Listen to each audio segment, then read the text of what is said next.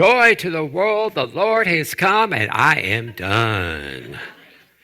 Yeah, Wish I I could. make a joke about that, but I can't complain about Christmas shopping much anymore because now our adult children and our grandchildren Uh, both receive give money it to for Christmas from us, and they love them. receiving money. The adult children love it because they can help. It helps offset what they're spending on Christmas, and the grandchildren love it because even if the money gets put in their savings account, they know it's there, so they can sometimes buy what they want. Our grandnieces and nephews in Kentucky and in California receive cash as well. And that makes Richard and I the cool uncles. That makes us the cool uncles because we're not buying them old It's people gifts, funny. like The socks and grand underwear, with right? cool on. Oh, I instead of hate to having to tell them this, but if my like, life is any experience, there's going to come a day when we send them money and they are going to buy socks and underwear. As far as Richard and I go, we haven't bought each other gifts since our second year together, and we've been together over 27 years now. Now, yeah, oh, well, thank you. That would sound all nice and holy, right? But because we're making a statement against the crass commercialization of Christmas. That would sound nice and holy, but it's not true. The truth is, we already know that we have everything we need. And to be honest, like a lot of people, we probably have too much stuff already and can do with a little downsizing. We have too much stuff except for socks and underwear because you can never have too many socks and underwear. Yeah, we are truly the poster couple for Christmas romance, aren't we? To be fair, though, we're not Grinches either. We like visiting family around the holidays and watching the grandchildren or the nieces and nephews open gifts that other family members have bought them. And of course, if y'all are anything like us, all your kids and your grandkids and even the littlest ones are far more tech advanced than us, right? So when they show us their latest little gadgets and say, "Look, Grandpa, look what I got," or "Look, Uncle Daddy, look what I got," smile and nod. Just smile and nod. Strange, isn't it? Strange how the people and things which bring a smile to our face changes through the years. Don't get me wrong, I still love receiving gifts, and I'm always appreciative of anything I receive. It's just that now, things like spending time with the people I love or feeling safe and enjoying good food and drink at home, even if it's just Richard and I, it beats everything for me, even getting the coolest socks and underwear possible, right? It's just something heartwarming about that. Yeah, it's easy, though, to tap into joy when life is good, right? There are presents under the tree and all is well. And when we're able to do that, we're able to tap into that joy. When life throws us those little curveballs, we seem to handle it a little bit better, right? Because we've tapped into that joy. What happens, though, when our lives resemble what I call like one of those baseball pitching machines, right? And the pitching machine is turned up to high. And everything is coming at us fast and furious, and we feel like we're striking out on every level in life. What then? How can we tap into more joy filled living? And that is our topic today. And I'm going to start with a biblical example here. Paul. Now, Paul, you may know, endured floggings, he endured shipwreck, persecution, you name it, Paul probably went through it. And then, on top of all of that, he's writing this letter to the Philippians, known in the Bible as the book of Philippians. He's writing a letter to the Philippian church, and he's telling them, rejoice. Don't worry about anything. Rejoice. And that would sound all great and holy, but what's really weird is the context. He was writing this letter from prison. So he's writing from prison and saying, hey, rejoice, don't worry about anything, it's all good. Prison. definitely not a pleasant place now, and not a pleasant place in the first century, especially if you were somebody like Paul, who was considered a threat to the powers that be. So, with all that context in mind, I have a few questions. One, what medication was Paul on? Two, where can I get my hands on some of that? And three, will my Medicare supplement cover it? That's kind of funny, I know.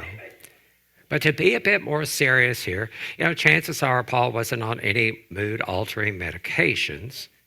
So before we head to the medicine cabinet or to the liquor cabinet or wherever we go to find that joy-filled living, let's consider some possible psychological and spiritual options. I want to start with that whole don't worry business. And Paul wasn't the only person who spoke out against worry. Our master teacher, Jesus, too, said that by and large, worry was a pretty useless thing. Still, that is a lot easier said than done, right? Don't worry. It sounds so, Pollyannish. Don't worry. Be happy. It's a lot easier said than done. But you might be interested to know that another way of looking at worry is being anxious. In fact, in this translation in the book of Philippians, some translations, instead of saying don't worry, it's don't be anxious. Still not easy, but to be constantly anxious suggests that somehow we don't quite trust. And when we don't trust, when we are anxious over just about anything that happens in our lives, we feel like we are no longer in control. We're not in control over anything in our lives. And no matter how many extra precautions we try to take, no matter how many defenses that we put up against sneak attacks from life, deep down we really do know there's just some stuff in life which is beyond our control. And that's normal. And there are some things in our lives that we don't control.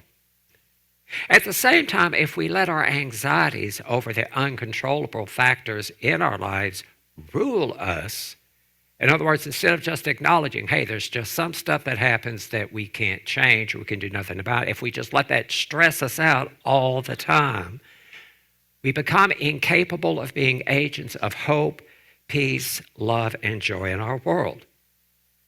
Consider this. How can we rejoice? How can we say joy to the world and share our joy if we're constantly anxiety-ridden and stressed out? And if it's a matter of trust, I think we should ask ourselves some questions. Just who or what do we not trust? Do we not trust other people?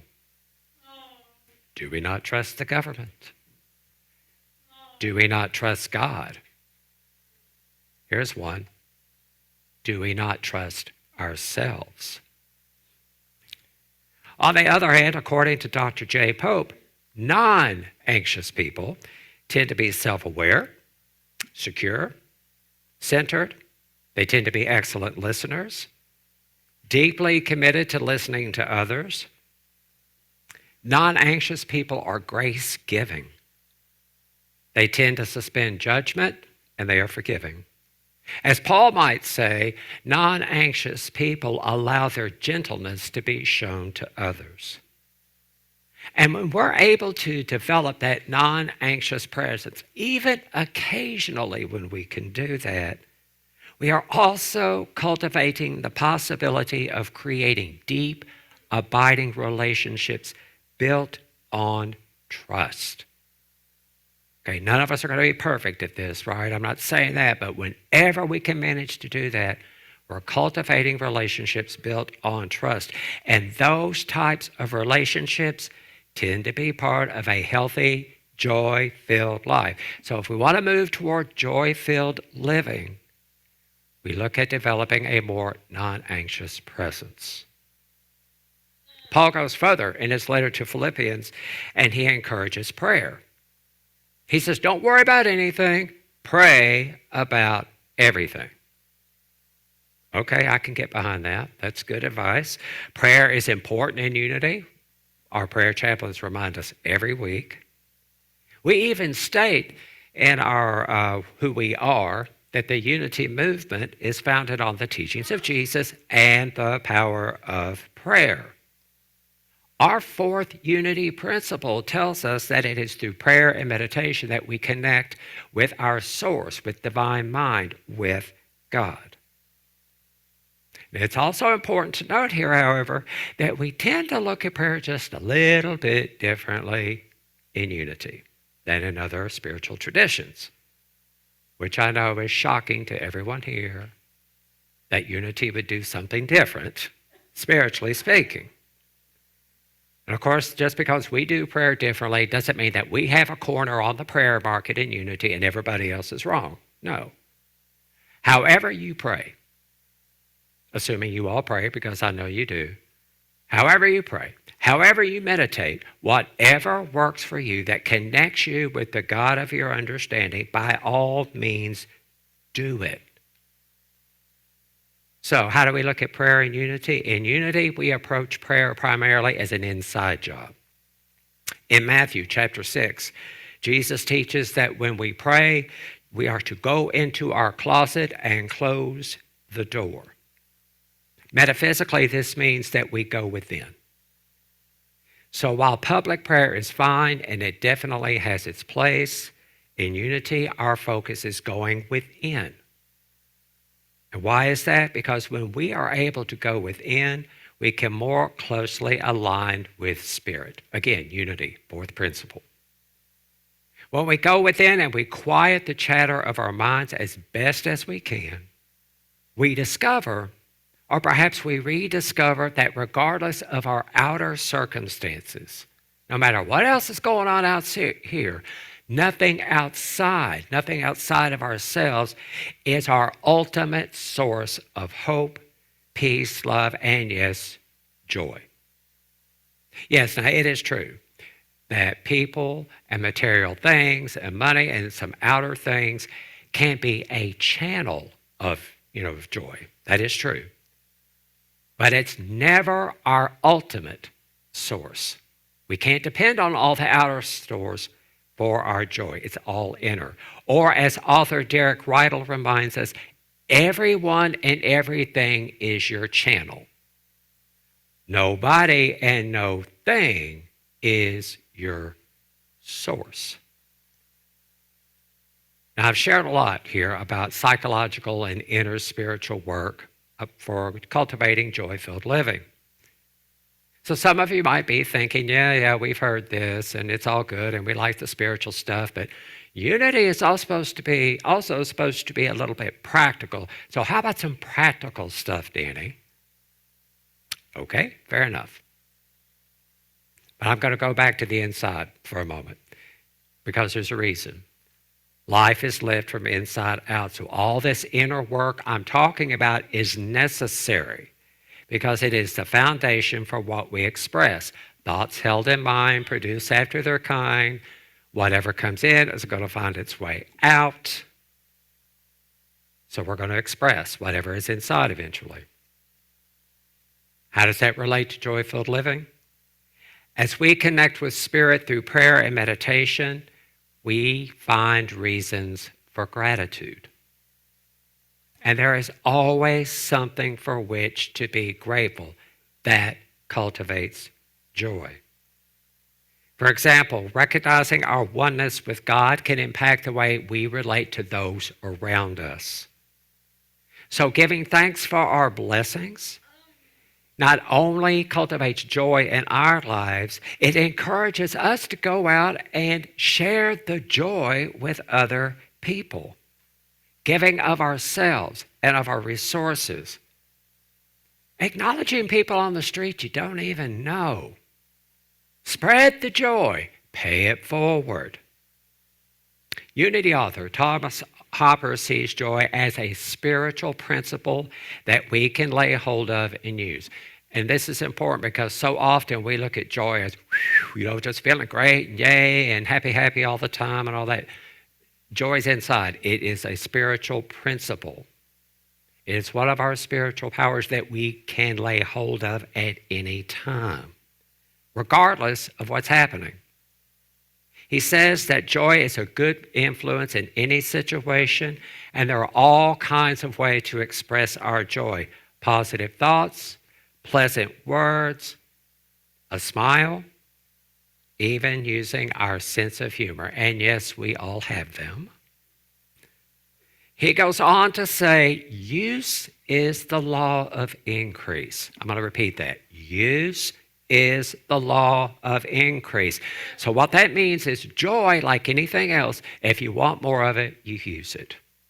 You want more love, you be more loving. You want forgiveness, you become forgiving. You want joy, you lay a hold of joy and you use it.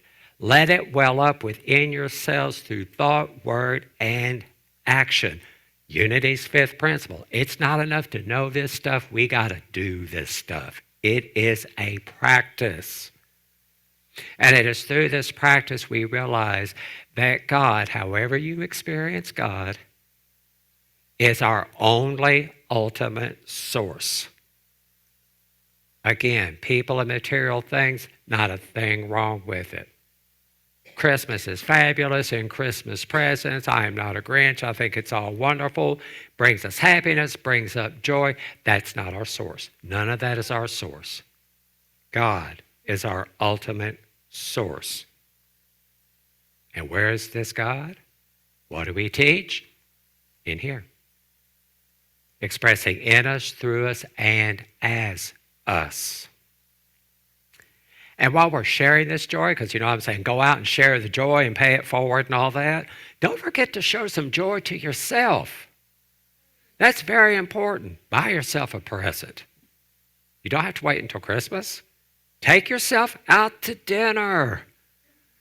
Stay home in your PJs and watch cheesy programs all day long.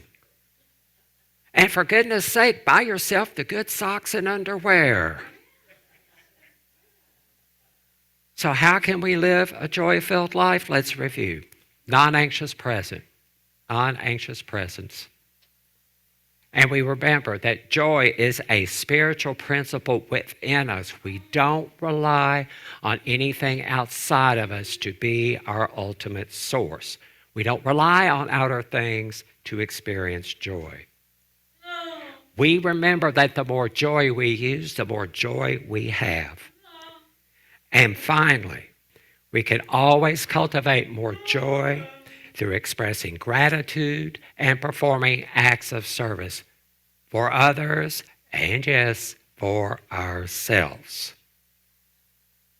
So your homework assignment for this week is get out there and be the joy this world needs. Joy to the world, folks. Joy to the world indeed. Joy to the world, the Lord is come. Joy to the world, we are here. And we are beautiful, beloved, blessed, and joyful. Be the joy. And so it is.